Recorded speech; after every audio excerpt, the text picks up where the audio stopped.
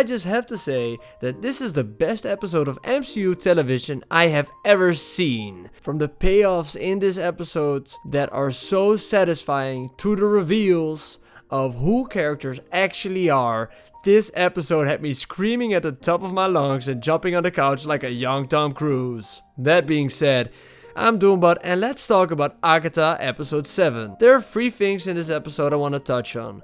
Number 1, why this is the best MCU episode I've ever seen. 2, the reveal of who Mistress Death actually is. And 3, speculation for the finale. Before we get into it, I just want to give you all a big old fat spoiler warning for everything Agatha all along. That being said, let's get down to the nitty gritty. Okay, so why is this the best MCU episode I've ever seen? Well, I think it's all because of Lila Calder's story arc. From the first time you saw her, she just looked like a kooky, crazy old witch, but now you finally get to see how she experiences her life. We find out that she is actually living her life on a non-chronological timeline. She keeps on jumping from certain specific points in time, going back into her body when she was younger. You also see her as a kid talking to her mother, but then she jumps back into her body as a child. We get a bunch of beautiful interaction between Lila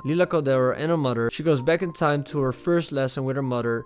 And I think this is a great scene where her mother gives her some wisdom and tries to tell her about what it actually is. She feels a really big burden because she can see the future and the past. At the same time, she cannot change it. All of the weird things that she has said over the other episodes finally get a payoff where you find out why she says what she says, because she also tried to warn Alice by telling her, don't try to save Agatha, like things like this. It was really well done. It was really well edited and structured in this episode. The thing that got me the most is at the end, she sacrifices herself by locking her in the escape room after she finished it. She turns one of the cards which reverses the gravity in that room.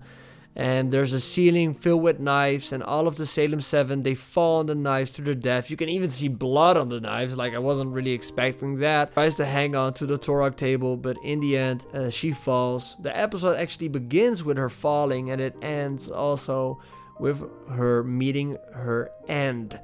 And I thought it was really well done. Yeah, I love this episode. The same thing with Joker 2. I understand some people didn't like that movie, but you have to respect what it's doing for comic book movies, for superhero movies. It's pushing the boundaries. It's going places the MCU has never gone before, from all of the musical scenes, from the stories that they're telling. Then we get to number 2. I want to talk about the Mistress Death reveal.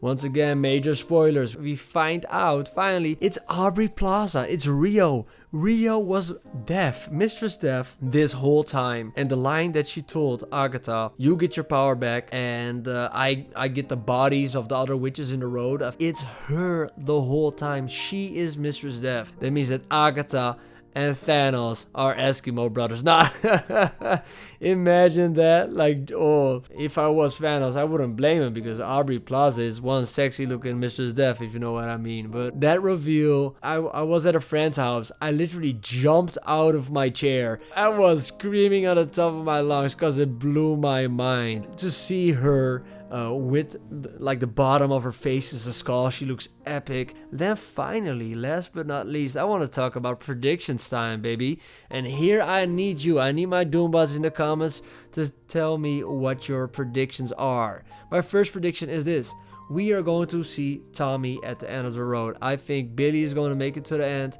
and he is finally going to find out where Tommy is. It's probably in the next episode you're going to find out where he is, and then in the final one, he is going to find Tommy, and I'm really interested who is playing that character. So that's my first prediction. Secondly, I don't think Agatha makes it out.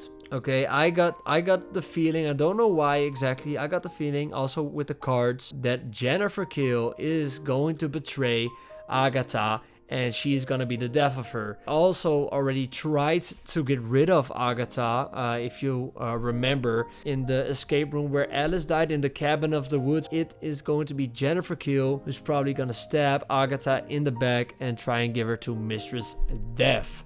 Final prediction, we are getting a teaser for Wanda. I think we are getting a teaser.